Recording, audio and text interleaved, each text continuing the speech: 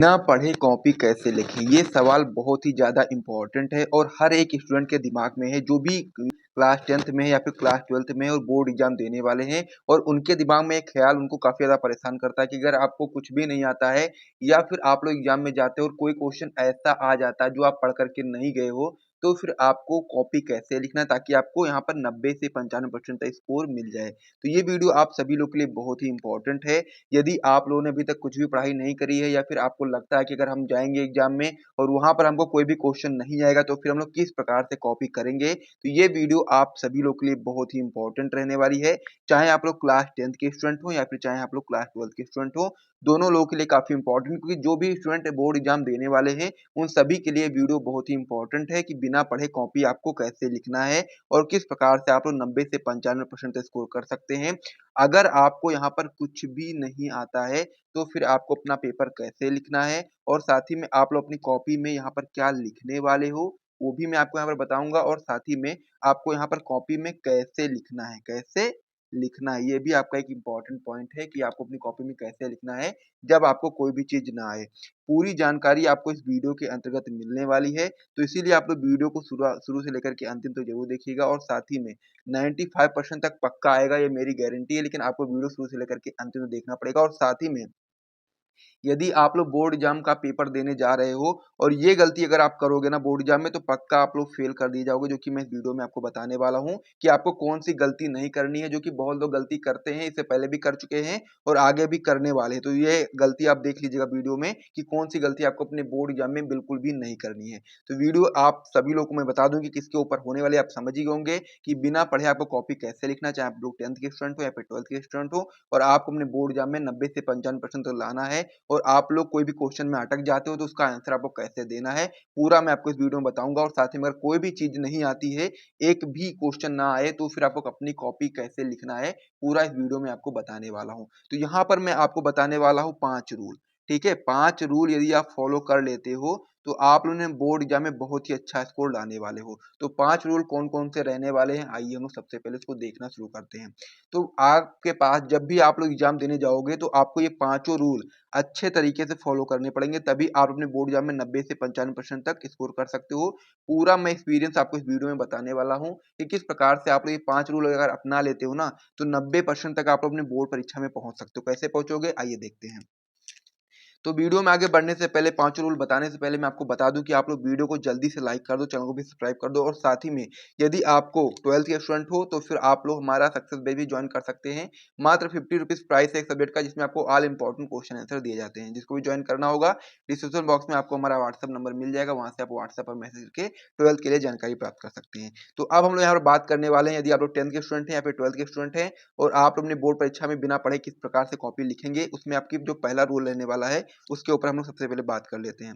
तो सबसे पहले आपको अपने एग्ज़ाम में अपना डिटेल जो है वो सही से भरना है। भले ही आपके 10 मिनट यहाँ पर एक्स्ट्रा लग जाएँ, लेकिन आपका ना जो डिटेल होता है उसको अच्छे तरीके से भरना होता है। जैसे कि रोल नंबर वगैरह हो गया, तो जो भी चीज़ें होती हैं वहाँ पर डिटेल जो भी होता है, रोल नंबर और बाकी चीज़ें जो होती हैं, उसको आपको अच्छे तरीके से मिला-मिला कर के अच्छे तरीके से भर देना है। क्योंकि अगर आप लोग पहली पॉइंट में ही गलती कर दोगे ना, तो आप लोग 100% अपनी बोर्ड परीक्षा में यहाँ पर फेल हो जाओगे। तो पहला जो पॉइंट आपका यही रहने वाला है कि सबसे पहले आप अपने एग्ज़ाम में अपना जो डिटेल होता है, रोल नंबर हो गया, जैसे कि और भी चीज़ें होती हैं, उनको अच्छे तरीके से भरना है। भले ही उसमें आपके 10 मिनट एक्स्ट्रा लग जाएँ, लेकिन आपको वहाँ पर अच्छे तरीके से भरना है। और साथ ही में कॉपी के हर एक पेज पे, जो आपको कॉपी मिलेगी, उसके हर एक पेज पे अपना रोल नंबर आपको डाल देना है। तो कई बार कॉपी एक्सचेंज वगैरह हो जाती है, तो इसीलिए आपको अपना रोल नंबर हर एक पेज पर अच्छे तरीके से भर देना है। तो पहला रूल आपका क्लियर हो जाना चाहिए कि सबसे पहले आप अपने एग्ज़ाम में अपना जो कॉपी होगा, कॉपी पर अपना जो डिटेल होता है, उसको आपको यहाँ पर अच्छे तरीके से पूरे फ़ोकस के साथ में सही-सही भरना है। भले ही आपके उसमें चाहे 10 मिनट एक्स्ट्रा लग जाएँ, कोई दिक्कत वाली बात नहीं है, वो मैं पूरा आपको आगे कवर करवा दूँगा, ठीक है? तो ये आप सब समझ में आ गया होगा पहला रूल। दूसरा रूल क्या है इसमें? दूसरा रूल आपका इसमें है कि एग्जाम में आपको काला और जो आपका नीला पेन होता है इसको लेकर के जाना है। तो आप कहोगे कि काला और नीला पेन तो लेकर के ही जाएंगे ही, इसमें आपने क्या नई चीज बता दी है। तो यहाँ पर नई चीज ये आपकी रहने वाली कि बहुत लोग गलती क्या करते हैं कि वो काला नीला के साथ में हरा पेन ले जा रहे हैं, कोई लाल पेन ले जा रहे हैं। तो उस प्रकार से आपको उन सारे पेनों का यूज नहीं करना, क्योंकि पहले से आपको कुछ नहीं आता एग्जाम में और ऊपर से आप लोग इस प्रकार से पेन का यूज करोगे तो 100% आप फेल हो जाओगे। तो इसीलिए आपको अपने एग्जाम में केवल काले और नीले पेन का उपयोग करना है। हो सके तो आप लोग स्केच का उपयोग कर सकते हो, वो भी ब्लैक स्केच का, ठीक है। अंडरलाइन वगैरह करने के लिए और साथ ही में लाइन वगैरह खींचने के लिए ब्लैक स्केच का आप लोग यूज कर सकते हो। इस प्रकार से स्केच का, जो कि ऐसा स्केच लेना जो आपका इधर लाइन खींचो तो पीछे ना छपे, इस प्रकार से आप लोग लेना अच्छा वाला, ठीक है, ताकि आपको यहाँ पर सही तरीके से हो जाए। और साथ ही में काले और नीले पेन का उपयोग करना है। अब यहाँ पर पहला जो आपका पेपर होगा, जो क्वेश्चन पेपर होगा, उसमें जो पहला क्वेश्चन आता है वो आपका होता है ऑब्जेक्टिव क्वेश्चन का, यानी कि बहुविकल्पी प्रश्न का। तो बहुविकल्पी प्रश्न का टॉपिक आपको यहाँ पर किस प्रकार से करना है उसके ऊपर सबसे पहले हम बात कर लेते हैं। सबसे पहले हम लोग बात करते हैं कि यदि आप एग्जाम देने जा रहे हो तो कुछ ना कुछ तो पढ़ करके जाओगे, ऐसी तो है नहीं कि आप लोग बिल्कुल भी कुछ नहीं पढ़ोगे। तो यहाँ पर अगर मान लीजिए 2-3 बहुविकल्पी भी आपको यहाँ पर आते हैं ना, तो आप लोग सबसे पहले उनको कर देना, ठीक है। 2-3 जितने भी आपको आते हैं सबसे पहले आपको उसको कर देना है। अब उसके बाद में नहीं आता, मान लीजिए आपको एक भी नहीं आता है, तो फिर आपको क्या करना है। सबसे पहले क्या करना है आपको, अगर एक भी बहुविकल्पी नहीं आ रहा है तो उसको क्या करना है आपको। सबसे पहला जो पेज होगा आपका, फर्स्ट वाला पेज जिस पे आप बहुविकल्पी करने वाले हो, अगर आपको स्टार्टिंग में आपने पेपर खोला और कोई भी आपको प्रश्न आपको नहीं आता है तो आपको पेज छोड़ देना है पहला वाला। उसके बाद फिर आपको अगले प्रश्न की ओर बढ़ जाना है और लास्ट समय में, जब अंतिम समय में आपका 2-3 मिनट बचेगा, तब तक अगर आपको किसी से नहीं प्राप्त पता चलता है कि कौन सा ऑब्जेक्टिव आपको करना है, तो वहां पर आपको यहाँ पर बी वाला और सी वाला जो ऑप्शन होता है, ये मैक्सिमम टाइम पर ज्यादा सही माना जाता है। ऐसा एक्सपीरियंस के आधार पर मैं आपको बता रहा हूँ कि ये अक्सर सही निकल जाते हैं। तो इसीलिए अगर आपको कुछ भी नहीं आएगा, एक भी पता नहीं होगा, तो आप लोग इस प्रकार से उपयोग कर सकते हो। अगर एक दो आपको पहले से पता है तो उनको आप सही भर देना। उसके बाद फिर आप लोग बी और सी वाला जो ऑप्शन होते हैं उन पर आप लोग ज्यादातर कोशिश करना। अगर वो आपको सही लगेगा तो कर दीजिएगा, ठीक है। या फिर किसी प्रश्न पर, किसी ऑप्शन पर आपको यहाँ पर कुछ ज्यादा ही कॉन्फिडेंट लग रहा होगा कि ये सही हो सकता है, तो उस पर आप लोग लगा देना। वरना अगर कुछ भी नहीं आएगा तो बी और सी ऑप्शन पर आप टिक मार देना, ठीक है। तो इस प्रकार से आपको ये पहला टॉपिक जो क्लियर हो गया। नहीं, जो इसमें आपका रूल, मतलब कि वाला जो रूल है, इसमें जो आपका ऑब्जेक्टिव प्रश्न वाला टॉपिक है उसको किस प्रकार से करना है मैंने आपको बता दिया है। कि सबसे पहले आपको देखना है, प्रश्न को अच्छे तरीके से पढ़ना है। अगर आपको वहां पर एक भी ना आए तो क्या करोगे आप लोग, पेज को छोड़ दोगे, क्योंकि उसी समय पर अगर कर दोगे आप लोग, मान लीजिए बाद में किसी आगे बच्चे से, पीछे बच्चे से, या फिर किसी किसी टाइम पर आपको किसी ना किसी से वो बात पता चल गई कि वो सही है, और फिर आप लोग पहले से भर चुके होगे, तो आप काट पीट करोगे ना, तो उससे क्या होगा, आपका इंप्रेशन बहुत खराब हो जाएगा। तो इसीलिए आपको सबसे पहले उसको छोड़ देना है। अगर एग्जाम के मतलब जो घंटा मिलेगा आपको 2-3 घंटा, उसमें आपको वेट करना है। अगर आपको किसी से पता चल जाए तो लिख दो, अगर नहीं पता चलता है तो फिर ये वाला रूल आप लोग अपना दोगे, बी और सी वाले ऑप्शन पर सही टिक लगा दोगे, ठीक है। इस प्रकार से आपको समझ में आ गया है। तीसरा रूल जो बहुत ही इंपॉर्टेंट रूल है, जब आप लोग थ्योरी वाला प्रश्न लिखना शुरू करोगे तो उसमें सबसे इंपॉर्टेंट चीज यही होती है कि फर्स्ट पेज पर आपको काट पीट नहीं करना है। यानी कि जो आपका पहला पेज होगा पेपर का, उस मतलब कि कॉपी का, उसमें आपको काट पीट नहीं करना है। जो भी आपको लिखना है अच्छे से लिखना है, और जितनी आपकी हो सके ना, आपका यहाँ पर जितना अच्छा हो सके उतनी अच्छी राइटिंग में आपको यहाँ पर काम करना है। जितना अच्छा हो सके आपसे उतना अच्छा आपको यहाँ पर लिखना है, ताकि आपको यहाँ पर अच्छे मार्क्स मिलेंगे। और प्रश्नों को अच्छे तरीके से पढ़ करके तब आंसर करना है। यहाँ पर आपको ये चीज समझ में आ गई होगी कि राइटिंग जो होता है, राइटिंग का बहुत ही ज्यादा योगदान होता है। जब आपको कुछ भी नहीं आ रहा है तो राइटिंग का बहुत ही ज्यादा इंपॉर्टेंट है, क्योंकि राइटिंग जितनी अच्छी आप लोग लिखोगे उतने ही नंबर आपके यहाँ पर बढ़ेंगे।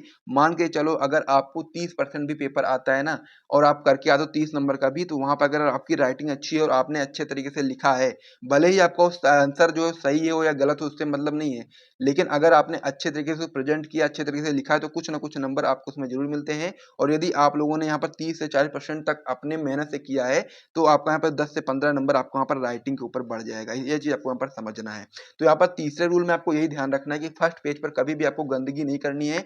कोई भी अगर चीज मान लीजिए वाला लिखा है, पढ़कर लिखा, तो अगर मान लीजिए आपको गलत लगता है तो आपको नीले पेन से इस प्रकार से केवल एक लाइन खींच देना है काटने के लिए। आपको इस प्रकार से गंदगी नहीं कर देना। इस प्रकार से कर दोगे तो फिर वो जो हाईलाइट हो जाएगा वहीं पर, और फिर एग्जामिनर पूरी तरीके से चेक करने लगेगा अच्छे तरीके से, और फिर वहां पर आप पकड़े जाओगे, ठीक है। तो इस प्रकार से आपको गंदगी नहीं मचाना है, क्योंकि जानते हैं आप लोग एग्जामिनर बहुत सारी कॉपी चेक करते हैं एक दिन में, तो इसीलिए वो जल्दी जल्दी चेक करते हैं। तो यदि आप उसको हाईलाइट करके दे दोगे तो फिर उनका ध्यान वहां पर जाएगा। अगर नहीं हाईलाइट करोगे तो फिर वो इस प्रकार से पढ़ते हुए निकल जाएंगे और चेक करते हुए आपको नंबर दे जाएंगे। तो ये पॉइंट आपका यहाँ पर समझ में आ गया है। अब यहाँ पर जो मोस्ट इंपॉर्टेंट पॉइंट है जो कि आपको समझना है कि आपको एग्जाम में कौन सी गलती है। कौन सी गलती है जो कि आपको बिल्कुल भी नहीं करनी है जिसकी वजह से आप फेल हो सकते हो, तो वो गलती आपकी यही रहने वाली है। कॉपी लिखते समय क्या करना है आपको, कॉपी लिखते समय उसमें गलत शब्द, गाना, गाली, कसम आदि नहीं लिखना है, ठीक है। कॉपी जब भी आप लोग लिख रहे हो तो उसमें आपको कोई भी गलत शब्द का उपयोग नहीं करना है, या फिर कोई भी गाना नहीं लिखना है। गाना अच्छे तरीके से पकड़ में आ जाएगा अगर आपको कुछ भी नहीं आता है, उसी टॉपिक से रिलेटेड जो भी आप याद करके गए हो या फिर कुछ भी आपने याद कर रखा उस सब्जेक्ट में, तो वो भले लिख दो आप लोग, लेकिन यहाँ पर गाना वगैरह बिल्कुल भी मत लिखना, ठीक है। गाली तो बिल्कुल भी मत देना उसमें पेपर में, और साथ ही में कसम वगैरह भी मत लिखना। फेल होने की यहाँ पर बहुत ही ज्यादा पॉसिबिलिटी है, ये सब लिखोगे ना 100% आप लोग यहाँ पर फेल हो जाओगे। तो यहाँ पर मैम ने आपको समझा दिया कि ये गलती आपको भूल कर भी नहीं करनी है, कि आपको वहाँ पर गाली या फिर गलत शब्द या फिर गाना या फिर कसम, इस प्रकार से ये चीजों को आपको भूल कर भी नहीं लिखना है। तो यहाँ पर 3 रूल आपके क्लियर हो गए हैं। चौथा रूल क्या है इसमें, चौथा रूल आपका है सभी प्रश्नों को आपका यहाँ पर जवाब देना है, यानी कि हर एक प्रश्न, जहाँ पेपर में आपके जितने भी प्रश्न आ रहे हैं, जितने भी प्रश्न हो, ठीक है, जितने भी प्रश्न हो, सभी प्रश्न का आपको यहाँ पर जवाब देना है, भले ही आपको आए चाहे ना आए। क्योंकि अगर मान लो डायरेक्ट छोड़ करके जाओगे तो 5 नंबर का क्वेश्चन है, 5 नंबर पूरे कटेंगे। लेकिन अगर आप वहां पर कुछ ना कुछ करके आओगे ना, तो फिर आपको वहां पर एक ही नंबर भले क्यों ना मिल जाए, लेकिन मिलेगा जरूर। तो यहाँ पर ये समझना है आपको, पेपर में जितने भी क्वेश्चन है, एक भी प्रश्न को आपको यहाँ पर छोड़ना नहीं, क्योंकि यहाँ पर आप लोग जानते हैं पेपर में आपका यहाँ पर स्टेप मार्किंग होती है, यानी कि जिस प्रकार से अगर हमारे 4 नंबर का क्वेश्चन है, तो जिस प्रकार से आप लोग लिखोगे, अगर आप ज्यादा लिख दोगे, मान लीजिए 4 नंबर का क्वेश्चन है और आपने यहाँ पर 8 लाइन लिख दी, तो अगर अगर उसने पढ़ा क्या हो, अगर उसने ध्यान से देखा और उसमें अगर कुछ गलतियां भी रही, तभी आप लोगों पर 4 में से 3 नंबर मिल सकता है, या फिर कभी कभी 4 भी नहीं मिल सकता। अगर आपने अच्छी राइटिंग से लिखा है और ऊपर की 1-2 लाइन अच्छी तरीके से लिख दी है, तो फिर 4 भी आपको यहाँ पर मिल सकते हैं। तो इस प्रकार से आपको समझना है।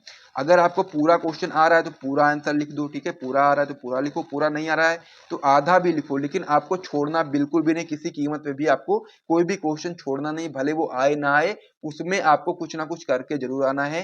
जो भी आप लोग यहाँ से याद करके जाओगे, थोड़ा बहुत भी याद करके जाओगे, वो लिख देना है, या फिर क्वेश्चन पेपर में आपको कोई भी चीज ऐसी उससे रिलेटेड मिले तो वो आपको वहां पर उतार देना अच्छे तरीके से, अच्छे ढंग से, ताकि आपको वहां पर ये चीज कोई भी छूटे ना। अब लास्ट रूल जो आपका है, जो बहुत ही इंपॉर्टेंट है, कि अगर आपको कोई भी प्रश्न ना आए तो क्या करना है। अगर मान लीजिए आपका कोई भी क्वेश्चन यहाँ पर आता ही नहीं, कोई भी क्वेश्चन यहाँ पर बिल्कुल भी आपको यहाँ पर आता ही नहीं, कि आपको करना क्या है, तो फिर आपको क्या पॉइंट यहाँ पर अपनाने हैं। पहला चीज है क्या, सबसे पहले आपको यहाँ पर कीवर्ड पर काम करना है। कोई भी क्वेश्चन यहाँ पर लिख दिया गया, जैसे कि मान लीजिए आप लोग कोई भी चीज लिख दो, ठीक है, कीवर्ड के ऊपर आपको ध्यान देना है। जैसे कि गुलाम का नियम लिख दो, ठीक है, गुलाम का नियम लिख दो, नियम, ठीक है। गुलाम का नियम अगर पूछ ले आपसे, इस प्रकार से एग्जाम्पल के रूप में आपको बता रहा हूँ, या फिर पूछ ले जनसंख्या नियंत्रण के ऊपर पूछ ले, ठीक है, जनसंख्या नियंत्रण के ऊपर पूछ ले, या फिर कोई भी चीज पूछ ले, तो आपको वहां पर कीवर्ड के ऊपर ध्यान देना है। गुलाम के ऊपर बात करेंगे तो गुलाम को देखोगे, समझोगे, तो गुलाम के बारे में आपको कुछ आता है, अगर कुछ नहीं भी आता है तो कैसे लिखोगे। गुलाम का नियम, जैसे मान लीजिए गुलाम का नियम आपको लिखना है, हेडिंग लगा दो, गुलाम का नियम, इस प्रकार से हेडिंग लगाया। उसके बाद फिर नीचे क्या लिखोगे, आंसर में, आंसर में आप लिखना शुरू करोगे कि जैसे गुलाम के नियमानुसार, इस प्रकार से आप लोगों ने लिखा गुलाम के नियमानुसार। उसके बाद में फिर अगर मान लीजिए इसका जो फॉर्मूला होता है, अगर आपको पता है आप लोग लिख देना, अगर पता नहीं है तो फिर आप लोग इसी में कुछ भी चीजें जो भी आपको अच्छे तरीके से पता हो, उसको आप लोग इसी में आगे ऐड ऑन कर दो ना, जिस भी परिभाषा आपको पता। अगर कुछ भी नहीं पता तो आप लोग यही चीज अपनाओगे ना, अगर कुछ भी नहीं मालूम है तो आपको यहीं पर आगे कुछ भी जो भी आपको यहाँ पर आता है उसके आगे आपको कर देना है। जैसे जनसंख्या नियंत्रण के ऊपर बात हो रही है तो जनसंख्या के ऊपर आप लोग कुछ भी लिख सकते हो, जैसे कि जनसंख्या बहुत ज्यादा है, इंडिया में बहुत बढ़ चुकी है, पॉपुलेशन की वजह से बहुत सारी समस्याएं उत्पन्न हो रही हैं। इस प्रकार से सारी चीजें आप लोग यहाँ पर लिख सकते हो, किसी भी कीवर्ड को पकड़ करके। इस प्रकार से आपको यहाँ पर समझना है। तो इसी प्रकार से आपको अपनी कॉपी में काम करना है, तो आप लोग बहुत ही अच्छा स्कोर लेकर के आओगे अपने बोर्ड एग्जाम में। यानी कि अगर आपको कुछ भी नहीं आता है, फिर भी अगर आप लोग ये पांचों रूल अच्छे तरीके से फॉलो कर लेते हो, तो आप लोग डेफिनेटली एक बहुत ही अच्छा स्कोर लाने वाले हो। तो यदि आपको वीडियो पसंद आए तो वीडियो को लाइक करिएगा, चैनल को सब्सक्राइब करिएगा। मिलेंगे नेक्स्ट वीडियो में, तब तक के लिए जय हिंद।